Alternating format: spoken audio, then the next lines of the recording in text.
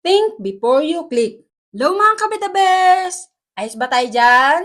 Sa bidyong ito ay ating pag-usapan ang isang popular na katagang Think before you click. Siguradong pamilyar din ito sa'yo. Kaya tara, panuurin mo ito hanggang dulo at ng ating mapag-usapan.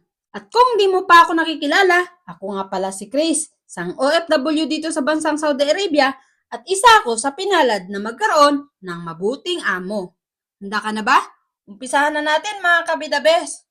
Pero bago yan, eto muna ang kwento. Nung nag-a-apply pa lang ako papunta dito sa ibang bansa, problemado ako noon dahil nasira ang aking cellphone.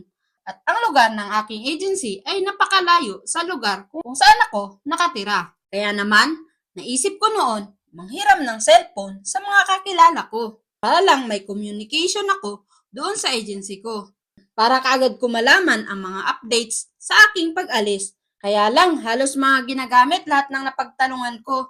At ang huling solusyon ko noon ay sinubukan kong mag-reach out sa dati kong kakilala na alam ko maaaring makatulong sa akin. Kahit sobrang nahihiya ako ay nilakasan ko ang loob ko mag-chat sa kanya. Nagpunta ako sa internet shop at saka nag-message ako sa kanya. At mga ilang araw ay nagpunta ako ulit sa shop.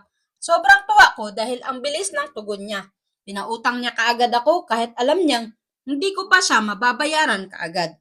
Sobrang thankful ako nun kasi nga kung di dahil sa kanya, hindi ako makakakuha ng updates tungkol sa aplikasyon ko sa aking pag-alis papunta dito sa Saudi. Kaya Ma'am Janet, thank you so much po sa tiwala. At iyan ang kwento ko mga kabidabes. Ngayon naman, pag-usapan natin ang salitang think before you click. Let's go! Think before you click. Sa panahon natin ngayon, ang swerte natin dahil sa tulong ng mga high-tech na mga gadgets, platforms at websites, walang duda na malaking advantage nito dahil sa real-time tayong makakakonek sa ating mga mahal sa buhay, kaibigan, or even mga new friends worldwide. Kung may nais kang ipahayag sa kanila ay isang click lang ay tiyak makakakunik ka na nung walang kahirap-hirap. Think before you click. In our digital era, ang laking tulong nito kung meron tayong mga families na matagal na nating hindi nakakausap o nahahanap. Dahil for sure, malaking tulong ito upang mahanap natin sila gamit ang mga leading platforms, mas efficient at less gastos. Basta tiyagaan lang natin ang paghahanap ay sigurado akong mahanap natin sila. Kagaya ng ate ko, almost 20 years namin siyang di nahanap. Sa pamamagitan ng internet ay nahanap namin siya. Think before you click. Last time, I reached out with my high school classmate at nalaman ko na matagal na din pala siyang member ng group kung saan na kinabibilangan ko din.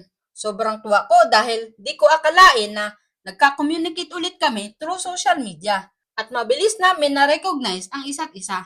Nalaman ko nga ang mga current updates niya sa buhay. Masaya ako sa journey niya as of now and in his future. Think before you click.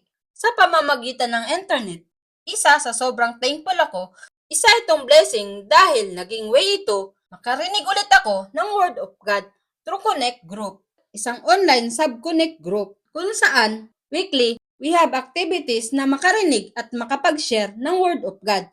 And it's a blessing for me. Dahil as an OFW dito sa Saudi, hindi ako basta-basta allowed na makalabas, kaya attending activities online is the best way to connect. Think before you click. Dahil din sa digital age natin, isa din itong best way na makakonect ako sa mga communities online kagaya ng KMGG at KMCC. Kung saan sa tulong ng gadgets at internet, there's so many opportunities na pwede mo ma-access kahit na nasa regular job ka as an OFW kagaya ko. Dahil sa KMCC, natutunan ko doon kung paano gumawa ng mga valuable content.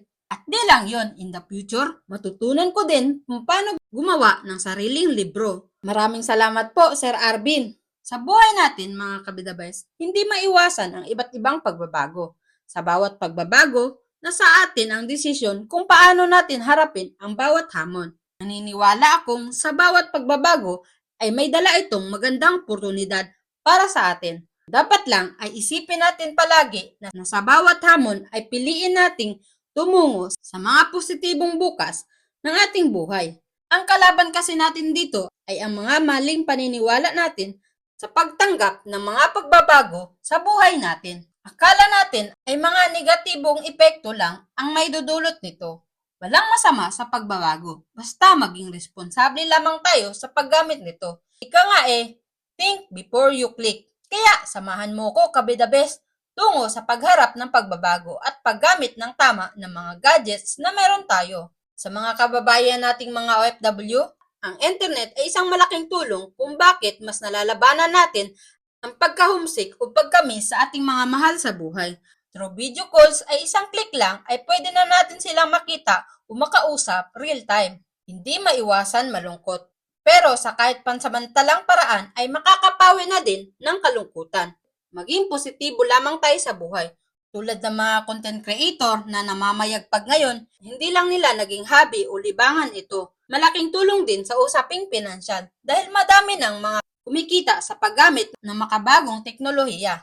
Maging sa mga negosyante ay malaking tulong din ito upang mas mapabilis nila ma-market ang kanilang produkto o serbisyo. At oo nga pala, di ba nakwento ko kanina, yung dati kong classmate nung high school, siya ay si Dave. Sobrang happy ako dahil sa pamamagitan ng KMCC ay nagkakilala kami ulit dahil isa din pala siya sa mga sumali doon.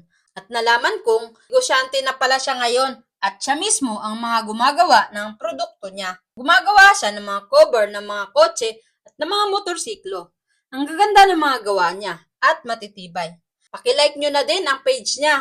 Thank you, classmate Dave. Dahil nagkakilala ulit tayo, sobrang proud ako sa'yo. Tuloy mo lang yan.